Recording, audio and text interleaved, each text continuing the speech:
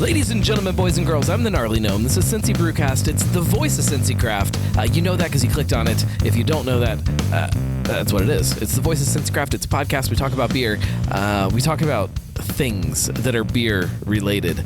I'm kind of excited about this episode, but I'm also kind of dreading this episode because I've drank a lot of non-alcoholic beer trying to kind of explore what it is and trying to figure it out, and I really haven't been super happy with almost any of it. So I don't have high hopes for what we're walking into.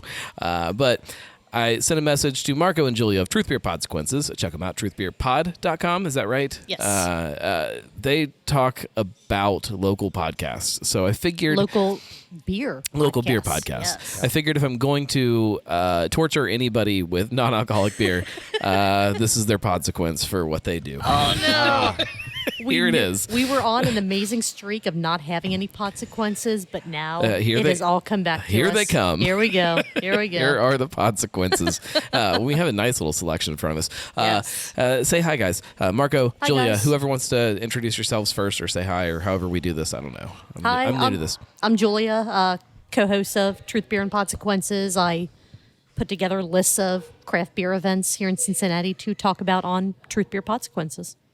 Perfect. You're being modest. You are being modest. You also do a lot more than that. And I thank you for all that you do. I am Marco, the other half of Truth Beer and Podsequences. And thank you for the invite, I guess. Of course. Well, I showed up to where you guys were recording and just set up my shit and said, hey, take a microphone and you guys now have to do this. Well, no. we were That's a lie. This all came down because It's my truth. It's not a lie. Okay. All right.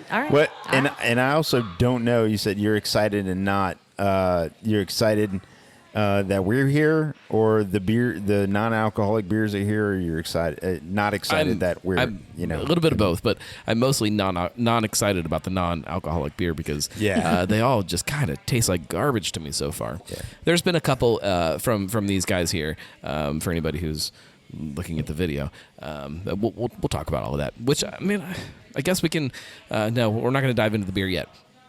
Tell us a little bit first before we get into the beer about your show, about Truth Beer Podsequences. I assume most of the people that listen to this are familiar with it, but maybe not.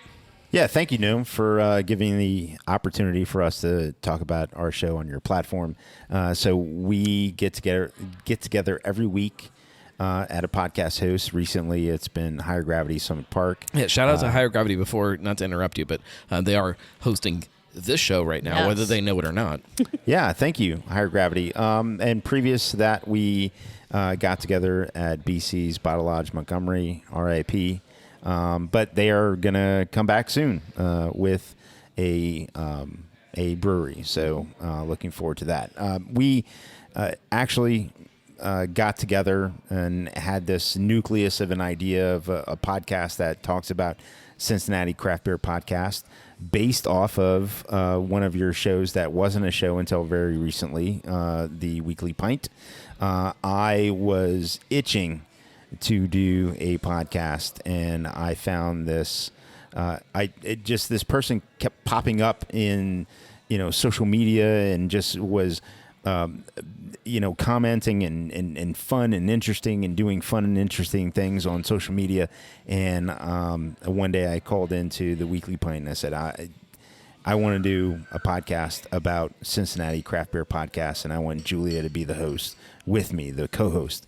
And so that idea sparked us to get together and then eventually form what became Truth Beer Pod. At the time, we didn't know what the name was going to be. We had a bunch of different names that we threw up in the air, and Truth Beer and Podsequences came out to be the one that stuck. That stuck.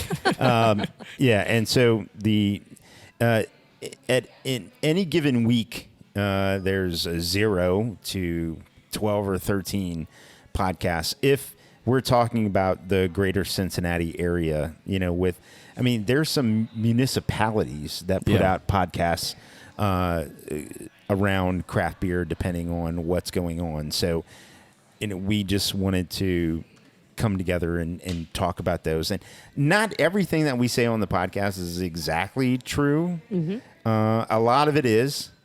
and we mix in some sprinkles of not to make you sort of think, is that real? Is that not real? Also, hopefully, it's fun and entertaining. We're working on that part. You'll get there eventually. We're One of working these on the days. fun One and of these entertaining days. part. But it is a labor of love. Certainly, neither of us have been able to buy new houses or or yachts. But you guys are extremely consistent with putting out episodes. You are more consistent than any of the shows that you talk about. 92 episodes and not a single week missed so far. Yeah. We've been doing all right. 92 main episodes. Now, we also put out a 0.5 calendar episode every week that tells you all of the big beer events, or as we call them, BBEs, around Cincinnati. We do that for about a 3-month period from when you're listening. So we do that, and then we also record bonus content, and we go live on Facebook every now and then, and we try to give Patreon content and whatnot. The show's evolving, so we're loving what we do, and we haven't found the magic bullet to have us get rich off of this, but we are Find it, let me know. definitely.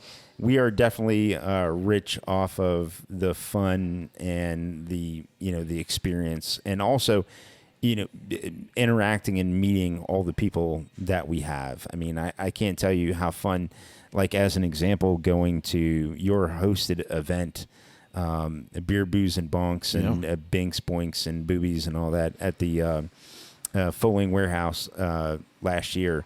I mean, I took my wife along with me, and then a bunch of us got together, and my wife, her eyes were just wide open as to how many interactions that we had, and the people she got to talk to, and not only that, I mean, for me being in Cincinnati craft beer for almost 8 years now, and she never would go to events.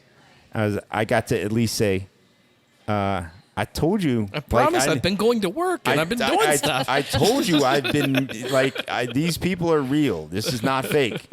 And so that was fun. And then, I think Julia really, for those of you who don't know, Julia does a really cool thing surrounding Beer Vent that she's done for several years, and she puts together a song parody every single day of Beer Vent. For the Higher Gravity Beer Vent calendar, and in years past for other calendars, but specifically around the Higher Gravity Beer Vent calendar. And so those things have been really awesome, really fantastic.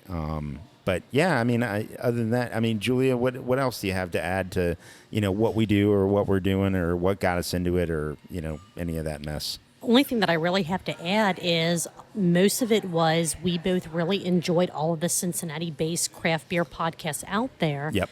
And wanted to try to share our excitement and our takes on those podcasts with other people, and thought there could be anywhere from 1 hour to 6, 7, 8 hours worth of podcasts each week about this. Yeah. If we can kind of consolidate that and put out kind of our versions of a recap of those, sometimes being entirely truthful, throwing in a couple sprinkles of things that make you go, did they really say that? To try and drive people to everyone else's content. And hopefully we've done that. I mean, we've had people that say, man, listen to your episode, and because of that, I listened to this episode of, Cincy Brewcast, Right. or this episode of Sonder Stories, when that was, more of a regular thing. And for me, that's more of what it's about than anything else. One thing I never thought of when we started this podcast, because honestly, I just figured we were talking to ourselves and the friends that It always feels that way sometimes. we're in the community that cared to listen every now and then. one thing I never thought of is that because Cincinnati is not a flyover state for craft beer anymore. One thing I never thought of is people searching for podcasts about a beer in a particular city, and us coming They up. find us, yeah. Yes, I haven't done much travel lately over the past few years, but the few places I have gone, I have tried to do that, and it only hit me just now thinking like, wow, some people may find us that way, and that's pretty cool. Yeah. That's really, really cool. But what the only other thing I'd say is that, we're just huge proponents of everybody in the craft beer scene that is doing a podcast and locally here in Cincinnati, and more power to you. And if you have done one, if you need, or in between episodes, do it. If you're looking to start one, do it. And if you need direction, reach out to the podcast that you like. You may not care for ours, but if you care for someone else's, reach out to them and find out how to get started. Reach out to us, and I'm sure the ones that you like, reach out to them. They can help you because we've had some great advice that we didn't follow, and then we've had some great advice that we did follow. And so anybody who's out there that is thinking about it in this genre and maybe beyond, or but anything. Yeah, I mean, if you want to start a podcast, start a podcast. It Yes. doesn't matter what it's about. Yes. Just It is so start easy a anymore. podcast. It is easier now than it's ever been to do it. Just start it. It may not stick, or you may change your idea, or you may decide it's not for you. It doesn't matter. Just start it and figure it out, and just play around with it. Yeah. And this has been a really good time. It's a lot of fun. We are actually coming up on our 100th episode very soon. So people in the Cincinnati craft beer community, craft beer podcast community, look out for what's going to hit your notifications or inboxes to see if we can celebrate that together. Other than that, Let's drink a beer. Let's Yeah. do it. Or beer, a beer-like beverage. a beer. Yeah, let's see what's up. This is, I mean, it is beer. It's labeled as beer. It's called beer. It's brewed like beer, but it is definitely different. Non-alcoholic beer, and we'll talk kind of about what that means or what it doesn't mean in just a minute. But where do you guys want to start with these? We have a nice little selection. I'm assuming we go hops later. Yeah, I say start with the bottles because they're already open. We have a Chris. That's so responsible of you, Julia. We have Start with the ones that are open. We have Clausthaler, dry hopped, non-alcoholic. That is, I think, German. There is Santa Clausthaler, holiday brew, also German, and Weihenstephaner, non-alcoholic malt beverage. I would say, and Julia, you can also give your opinion. I say No, we she go, can't. Women are allowed to give their opinion on this podcast as long as I am here. We're joking, of course. Yeah. Who's driving you home, Julia? I'm driving home, yeah. Women are allowed to drive? Yeah, That's weird. It's amazing. They can drive, they just don't do it very well. No, definitely that's not. what it is. No. I would say Weihenstephaner. Weihenstephaner, yeah. And then I would do the what's holler. The Santa Claus. I would one- go Santa before dry hop, depending on that's- depending on dates. Let's go. Let's go. But, yeah, I would do that way. Let's go Weihenstephaner first. Pour you guys some, and we'll talk about this. This is Holy shit! I don't know if I can handle that much. I guess this is probably, in theory, just a German lager-styled non-alcoholic brew, right? Sure, sounds in good. theory. What are these taster glasses called in German? They're not Steins. They're taster. Tasters. Very good. This is, Right on cue. Tasters. This says this is obviously the world's oldest brewery, Weihenstephaner, which makes great German beer. This is a non-alcoholic malt beverage, contains less than 0.5%, so it's not completely alcohol-free. There is a little trace in here. Keep that in mind if you will die if you drink alcohol. Brewed and bottled by Bayer Exactly. Where are Joe and Freising, Caroline when you need Germany. them for the German pronunciations? It's not really telling me a lot about what it's supposed to be here. By the way, the reason it's There 0.5 we or go. under is because, I mean, some actual off-the-shelf fruit juices have Yeah. It's about still that fermented. Yeah, much. it's not a lot of alcohol. You are buying things already that have that much alcohol in it and just don't realize it. Yeah. This says our golden yellow non-alcoholic malt beverage tastes like a premium malt beverage. Wait. Okay. Oh, these German translations are fantastic. Okay, let me be very slow about how I read this because it's good. Our golden yellow non-alcoholic malt beverage tastes like a premium malt beverage has to taste. Tangy, fresh, and full-bodied, with hints of cloves and honey, as well as a fine yeasty spirit. The unique taste is achieved by a method developed in collaboration with the Technical University of Munich Weihenstephaner. The top fermentation is not interrupted, and the beverage has the entire time to mature. Only after a full development, the alcohol is withdrawn gently. Gently. It'll do it harshly. Gently. A good companion to light summer dishes, sweet and sour dishes, or fruit sorbets. Sure. I think Barkeep, someone, can I get a fruit sorbet, please? Careful, Adam can hear you You now. can hear now. It's going to bring a bunch of fruit sorbets over. That'll be awesome. Oh, that'd be fantastic. Except for Mark. Or and Mark what will else? A die. light summery dish. I need a light summery dish, please. All right, let me. Did you guys try this yet? No, not yet. I was waiting mean, to No, see not if we yet. were gonna It cheers. looks. It looks like great. yeah. We can cheers. Yeah. Cheers to whatever this To is. Weihenstephaner, yeah. I mean, they are the oldest brewery. It's a little. smells like beef jerky. little- That's a amazing. little- It does kind of smell like beef jerky. I love beef jerky. Beef jerky's fantastic. Looks Is like beer. beef jerky a light summery It does dish? not smell. Yeah, you Could know, it be? I mean- it's everything. Beef jerky is light and summery and meaty and hearty for winter. What do you think, Marco? Because I haven't sipped it yet, and I don't want to leave dead air.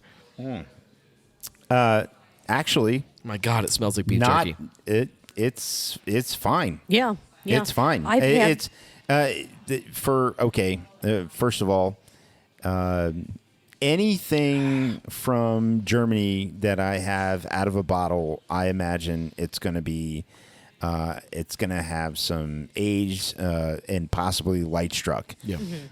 This doesn't disappoint in that way, but it also tastes very clean after that. After that quality, and I don't. There is that meaty, smoky thing going on, which I can't Right. understand where that's It coming Where is. that's from. coming from, I It is. agree. It's really strange. but it's not bad. It tastes like a steeped piece of beef jerky. which is great. It's Yeah, so I mean, good. I've had this before. It was maybe a year and a half ago. It was when you and I were recording at BC's, and we wanted to do some like an NA kind of tasting. right. Jason from Higher Gravity said, "Try the Weihenstephaner. We keep it at both of our locations. It tastes fantastic." And I mean, I would be okay with drinking this as like my third, fourth beer, like the kind of wrapping up the night. Yeah. Need to kind of start tapering down to make sure that I'm good to get home, to do whatever I need to do.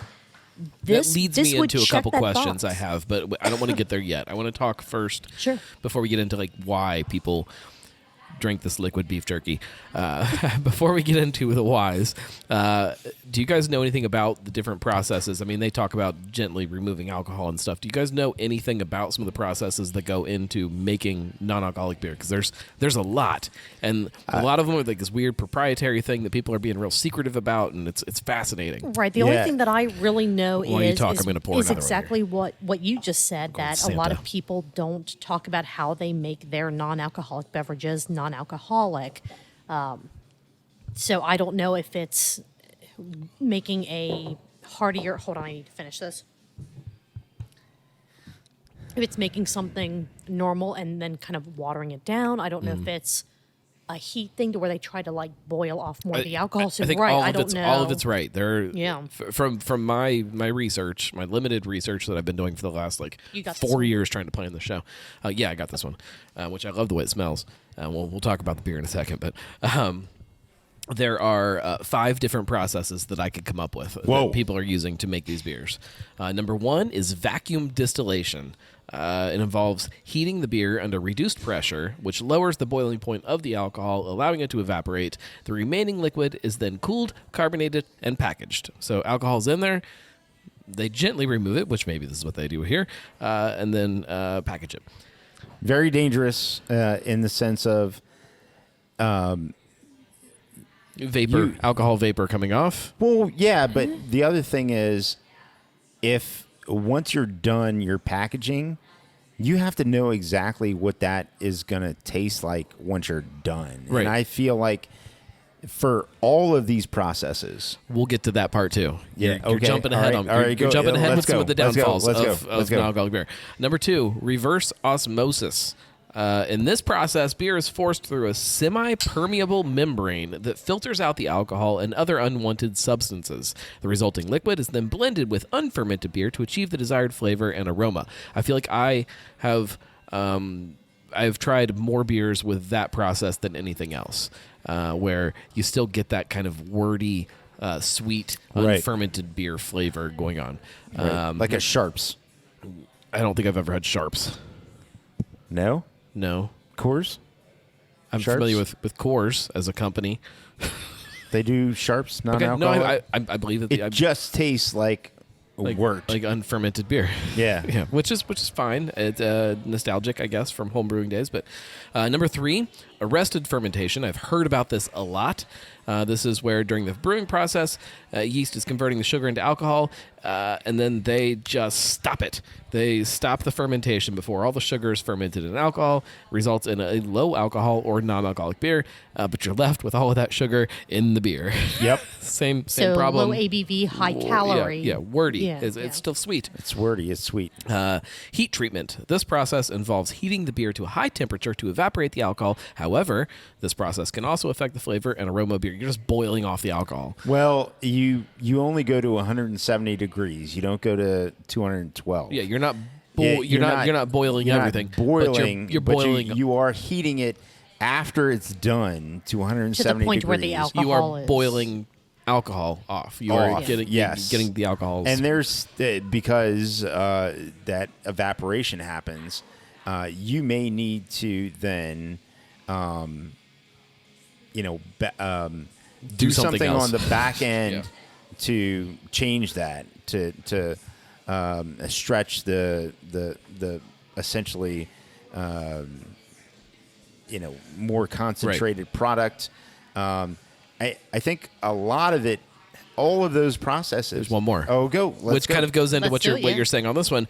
The last one that I've written down is dilution, and in that process, beer is brewed with a lower alcohol content, maybe using one of these previous methods, and then it's diluted with water to reduce the alcohol content even further, or you have a kind of a low alcohol beer that is just diluted down until the alcohol is low enough that it hits what your target is, and you just have a watery, miserable beer. And what's interesting now is there are, because of the wild advancements in yeast, there are yeasts that can actually totally ferment a beer out in extremely low alcohol contents. Now, I don't know if anybody commercially is using those and then diluting a product, but that is certainly a way that a brewery can produce a extremely low alcohol product. Well, and I'm not going to say that we're not going to hit a point at some point with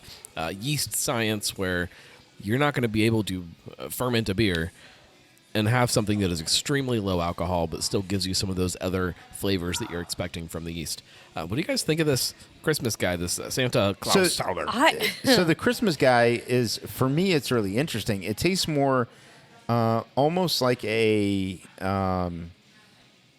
Christmas cocktail beverage. Yeah, It is, Than it which does a technically beer. it is from the back of the bottle. This is 50% Clausthaler non-alcoholic malt beverage and 50% cranberry cinnamon drink. Okay, So it is there a, we it go. is we a got cocktail. we got a shandy. It's delicious. We Like got I we got really a like Christmas this. shandy. It's sweet. Like it's Yeah. really sweet, but man, it's tasty. It's a little You more get a lot of the perfumey than I cinnamon- want. I want the more. cinnamon, yeah. I want more like more fresh, like cinnamon kind of earthiness to it. But this is definitely better than That's the definitely another way. Definitely another way to go about it, right? Making a low ABV product and then cutting it not with water, which to make a low ABV lager Right. or low ABV But Kolsch cut it or with something another like that. type of beverage Cut it already with 0% another alcohol beverage, and then you turn out a shandy or a non-alcoholic shandy or cocktail. Interesting. It's good. I like sweet that. stuff, so I like this. Yeah, It's not beer. It's not beer it's at all. right. I would not call this a beer. The yeah. flavors are tasty and fine. Does taste a little syrupy, but it's tasty. So, Julia, you touched on this a little bit just a minute ago.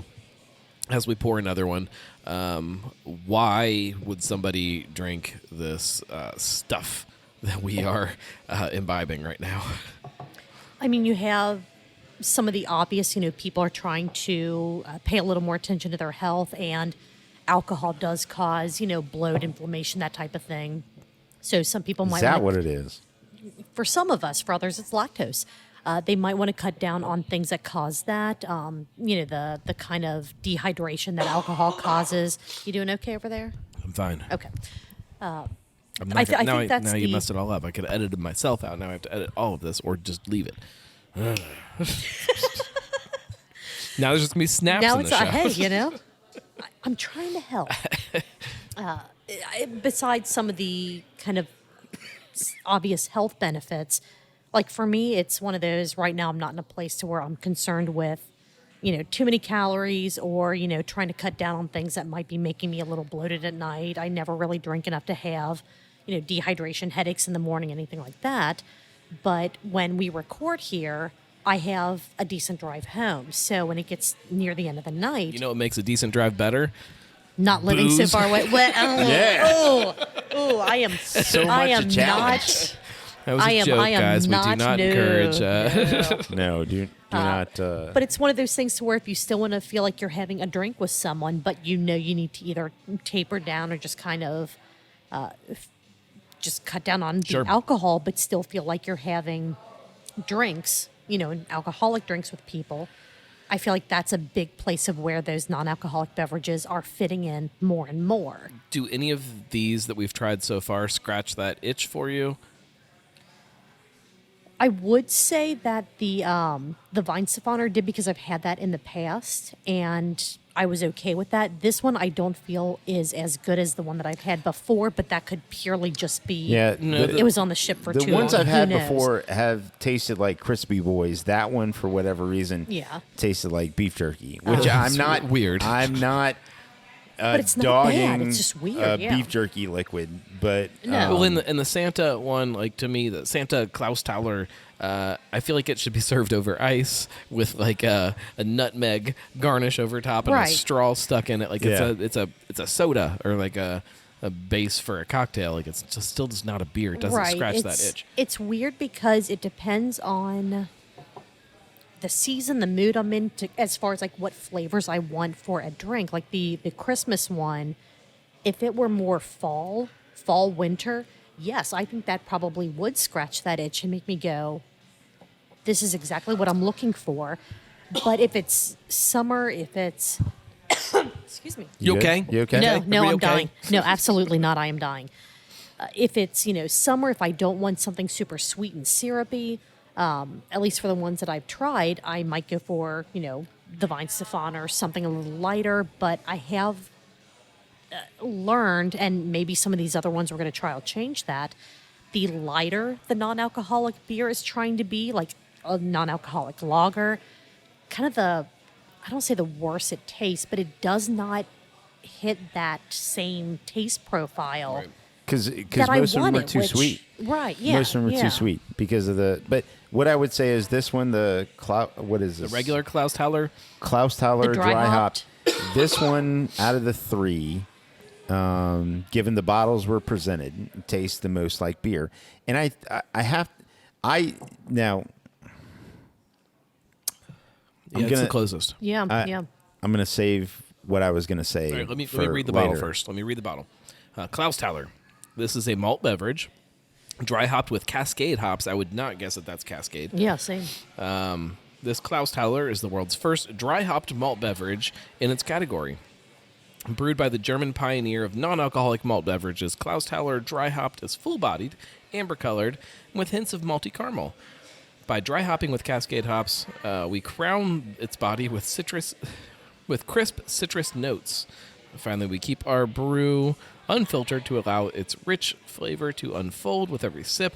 The result is a dark golden masterpiece full of character. Okay. Can I ask a dumb question? Sure. We love dumb questions. I'm trying to look at the other cans and everything. So far, these are all called malt beverages and not beers. Is that just purely because of the ABV? I don't want to say it's how they're made. Legal but definition of beer is probably over a certain percent ABV, right? I would imagine. Would you imagine? Okay. It has to be over a certain I don't know. percent. And then what brewed I'm with not going hops to do and- is look it up. Yeah, that's too much work. But it could also be a classification to get it sold easier in different places that you can't sell beer. I mean, that's what's you can get online and just order these and get them shipped to your door, which I Right. think you can do with beer now too. But in theory, all of these we could just grab one, go hop in the car, and go drive down the street with one because it's not. Can beer. you though? Like, I don't know that I would feel comfortable I trying it. I but- would not feel right. comfortable, but you can. I mean, there's no reason you can't. If you're under 21, can you buy it? Like kombucha? Kombucha is like 0.5% or lower. Does as this far hit as I that know, same legalities? as far as I Okay. know, legally you can. okay? Yeah, yeah. I think I'd be looking. I've never really kinda thought about it until now, side-eyed at but a yeah. kid coming in and buying a 6-pack of non-alcoholic beer. But what I mean, Whatever. You're right. I think you can. Yeah, I don't love Yeah, this one's Clausthaler, near beer, not. but I don't hate it either. It's I agree with the fact that I think that it tastes still the smells most. still smells funky. Right, but I do think it tastes the most like a beer of the three. Like the Santa Claus. Yeah, so far. That one I kind of want to almost take off the table as Kick a it off the beer island? just Yeah. because it is more of like that shandy. So- It is a mixed beverage and not a straight attempt at being a non-alcoholic beer Right. / malt beverage. Right. So biggest complaints about non-alcoholic beer that I've kind of gathered from talking to people or researching online: lack of flavor. Non-alcoholic beer may lack the same depth and complexity of flavor that traditional beer has. It's partly due to the fact that the alcohol content contributes to the overall flavor profile of the beer. I think that's kind of not appreciated sometimes when you're drinking a beer, that the alcohol does kind of Sure. lend to the flavor of the beer. The thin mouthfeel. Non-alcoholic beer can sometimes have a thinner mouthfeel than traditional beer, which can make it feel less satisfying to drink. I think What's weird is that people love sweet. People love sugar.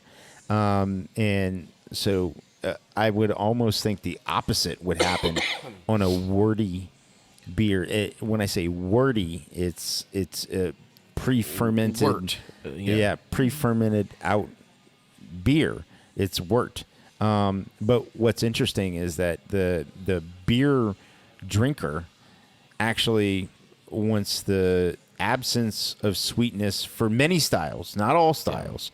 I mean, obviously, you get into the sweeter styles of beer, whether it's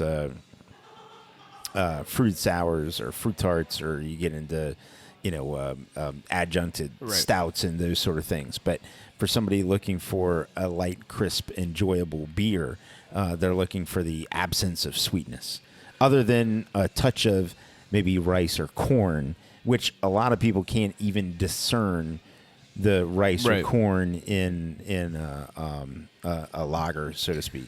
what there's something about there are beers with a bigger mouthfeel that when I'm drinking them taste big and full-bodied and heavy, but then don't sit as heavy in my stomach, whereas these all kind of go down kind of thin and easy, but they sit really heavy in my stomach in a very different way. I feel like there's more carbonation. Like I feel like there's more.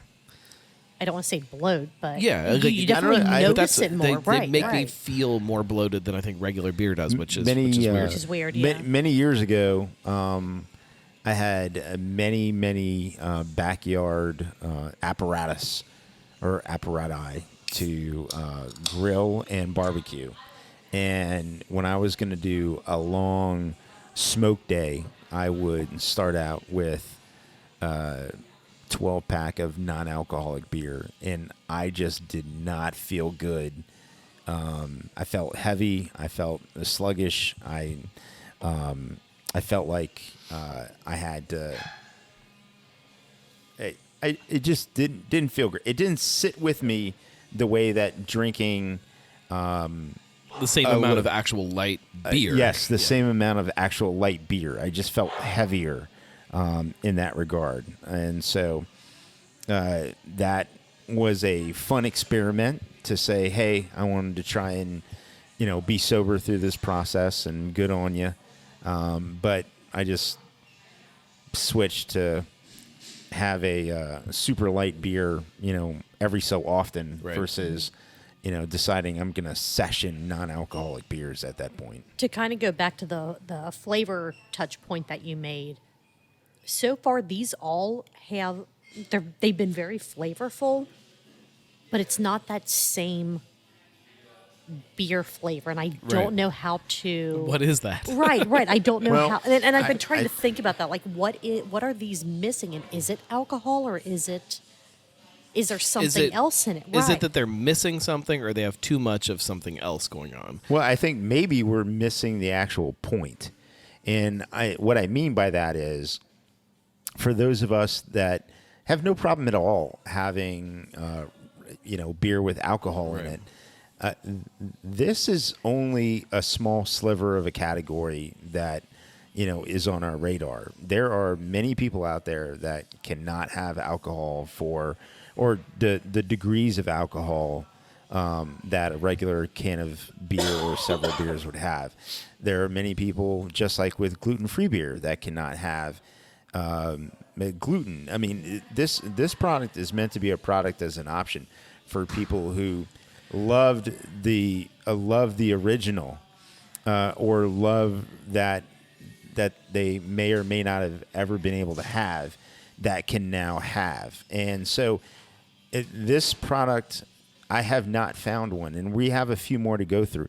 I've not found one that scratches the itch for me as a typical beer. But what I would say is, if in my older years, if I'm, for health reasons, unable to continue to have the product that I love and have a podcast about it and I'm passionate about it, and I work in the industry, if I'm not able to have that anymore because of the alcohol, I'm happy that there are so many options out there for me to have. Now, will I feel there's something missing? Probably.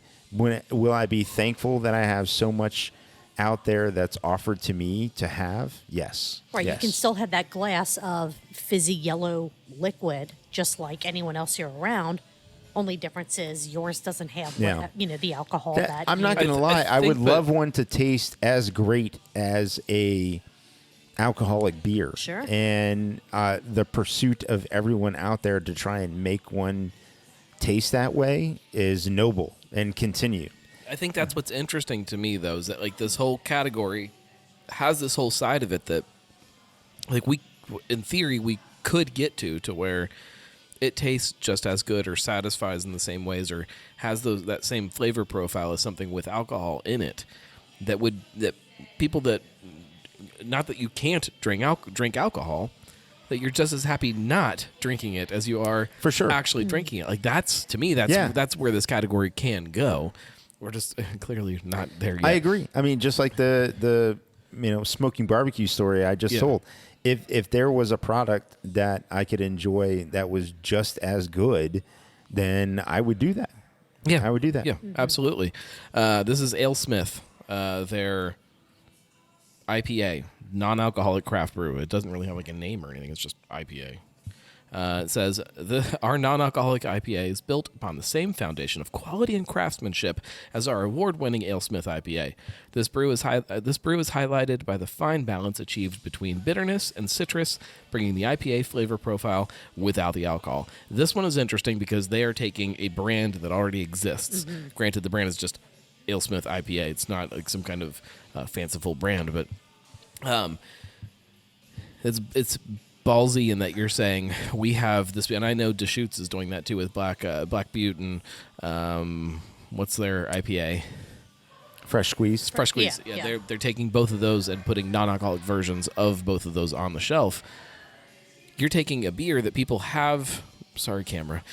You're taking a beer that people already have this this flavor profile in their head, and this impression of the beer, and you're saying here it is, just without alcohol.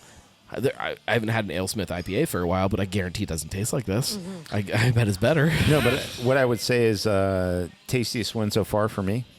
Still doesn't smell good though. Right, and that's what I was thinking too. No, None of it these doesn't smell good. Like it's not even just the taste, but the olfactory part of the beer experience is severely lacking in all of these. No, it tastes fine though. Yeah. It still needs. It almost needs maybe more carbonation to make up for the lack of bitterness that's going on there. It needs something else. Put it in a soda stream and see what happens. Something else in that mouthfeel that's kind of lacking for me. Yeah, you need something to kind of make up for the lack of bitterness. All of these need more like something behind them. I did ask ChatGPT. AI. Oh, that guy. Yeah. All right. I asked what the best non-alcoholic beers were because I figured if nobody that I talked to can answer that for me, maybe a computer can. ChatGPT said to me, and this is a direct quote, as an AI language model, I don't have personal opinions or biases. However, I can provide you with a list of some of the most popular non-alcoholic beers on the market based on customer reviews and expert opinions. All right, fair. I did not type this, but I said thank you, and it kept going, and it said, number 1, Heineken 0.0.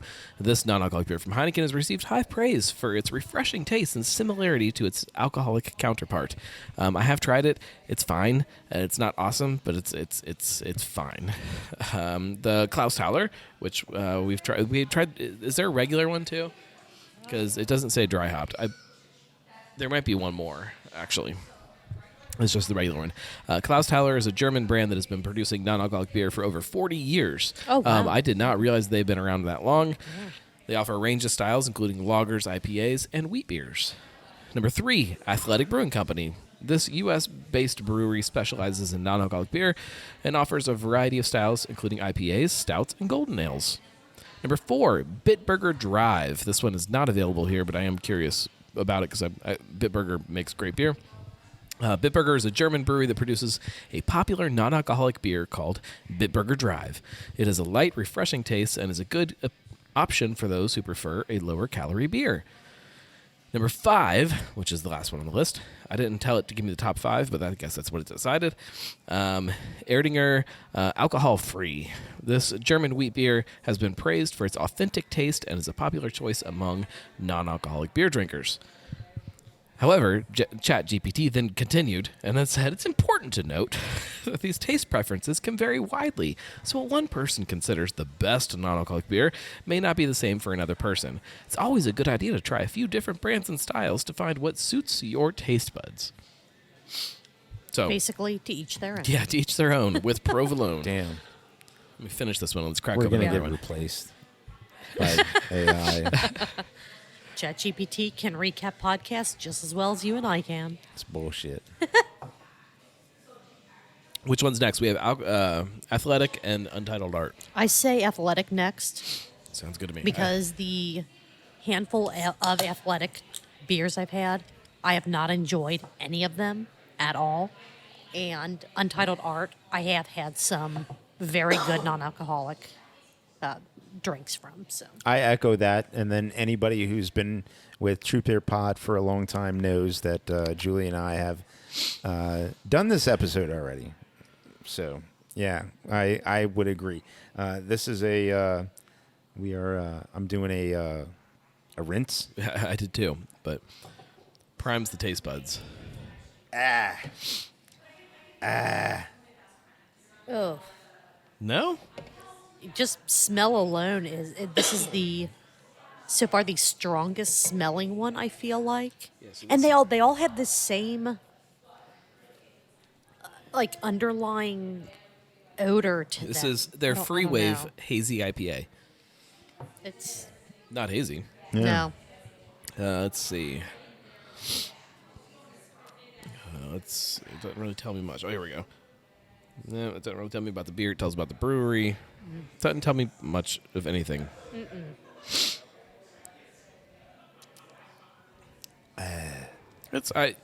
I actually think this is the closest one to beer so far for me. Okay. It's not great. I serve it at the place that I don't work at. I serve a variety of athletic brewing products. It was easy. Yeah. There's a market for it. People are familiar with the brand too, Yeah, and they know it's a non-alcoholic brand. I hate that I contributed to them being so big in 2022 by volume as a craft brewery. However, it is easily accessible.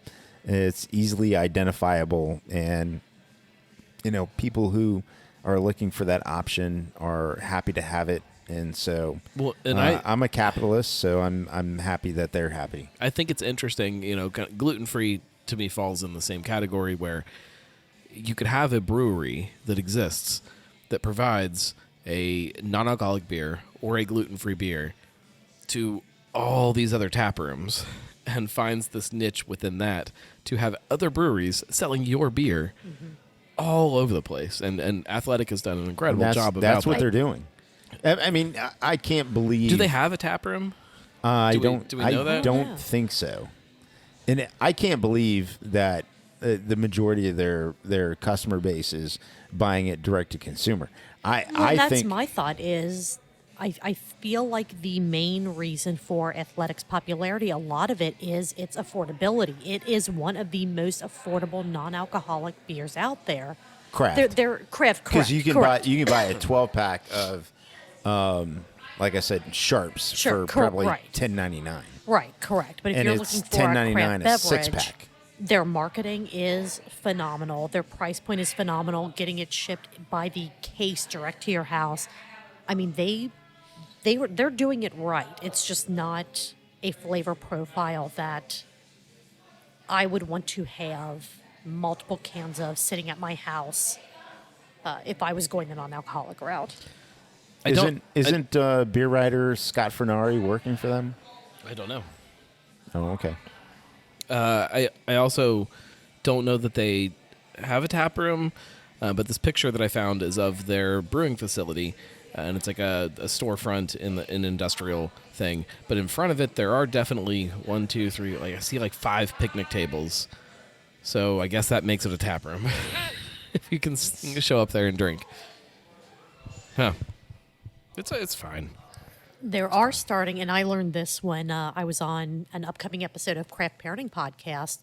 There are actually multiple non-alcoholic tap rooms and bottle shops starting to pop up all over the place, where the only thing they sell are non-alcoholic beverages. And I think it's fantastic that There was one in Columbus That's a that thing. lasted about a year before it I think closed. there's one in like Dayton, St. Pete's. I think these are all like Florida. There was one. There Okay. is one over in Harrison also that was not only non-alcoholic. You could buy alcoholic stuff, but I think half of their taps were dedicated toward non-alcoholic Gotcha. beers, and non-alcoholic cocktails were going on and stuff. But I do think it's So they weren't fantastic that those focused 100% options on it. are right. That it's something that is popular enough to where you're not stuck, hoping that the brewery you go to has a non-alcoholic option, Right. Or the bottle shop you go to that, I don't know, dedicated or mostly dedicated tap rooms and bottle shops are popping up. I don't like this at all. It doesn't feel good to me. No, no.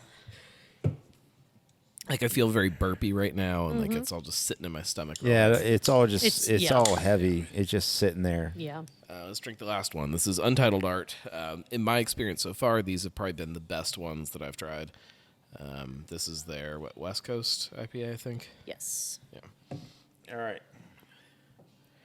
Yeah, they're chocolate milk, and a milk stout, and I think it was called Florida, maybe. It's their non-alcoholic Berliner Weiss. Yeah, the sour one. Phenomenal. Absolutely fantastic. And they're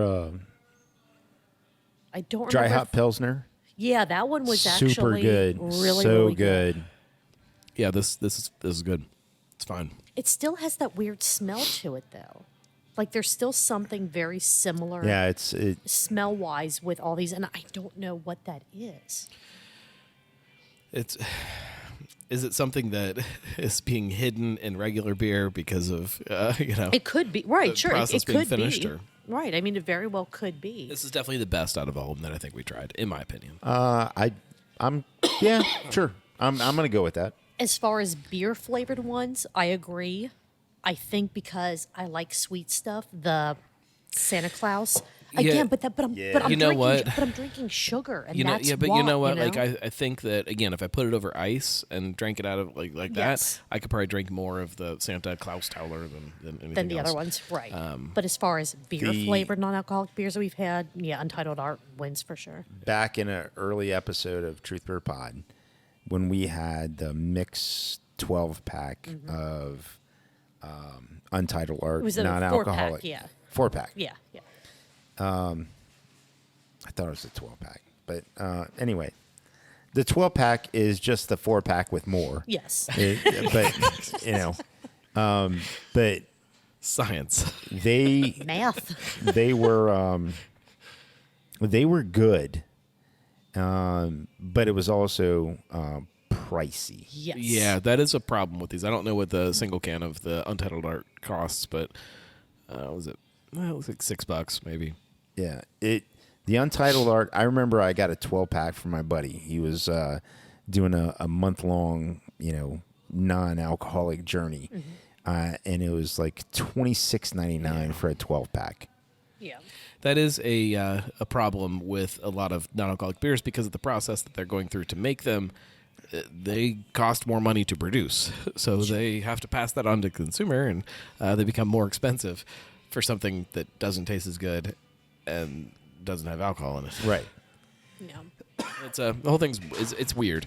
I get people that can't consume alcohol or don't want to consume alcohol. Why this would be something that you lean towards, but they just don't taste as good. And I still have not found one that kind of meets that same desire that I have when I'm drinking a beer. It doesn't have the same flavor profiles. The bitterness is a big thing for me. They're all just too sweet, and I need something to kind of. And maybe you talk about the sour, the Berliners. Maybe that would be better because you have that thing that kind of can cut through that sweetness a little bit. I don't know. It's strange. We are definitely not changing the show over to a non-alcoholic beer show anytime soon because it doesn't satisfy me. No, I'm happy that all the options are out there. Yeah. But as a drinker who can have alcoholic beverages, I'm gonna pass. Yeah, me too. Some of these will probably get dumped after the show because they're just not that good. Yeah. Well, thank you guys. I appreciate you sitting down and rolling through these with me. For sure. I thought this was going to be a short episode, and it really kind of wasn't, so great. Happy to oblige. We'll complain about it on the next episode of Truth, Beer, and Podsequences. That's right. We'll be back next week. I think next week we are headed up to Middletown. We're going to talk to New Ales, talk about their new location and the growth that they're kind of undergoing as a tiny little brewery. Because tiny breweries can grow too. Tiny breweries are people too. Yes. Nice. Yes. Check out Truth Beer Podsequences, truthbeerpod.com. Follow them on all of your favorite podcast platforms. Cincy Brewcast. It's the voice of Cincy Craft.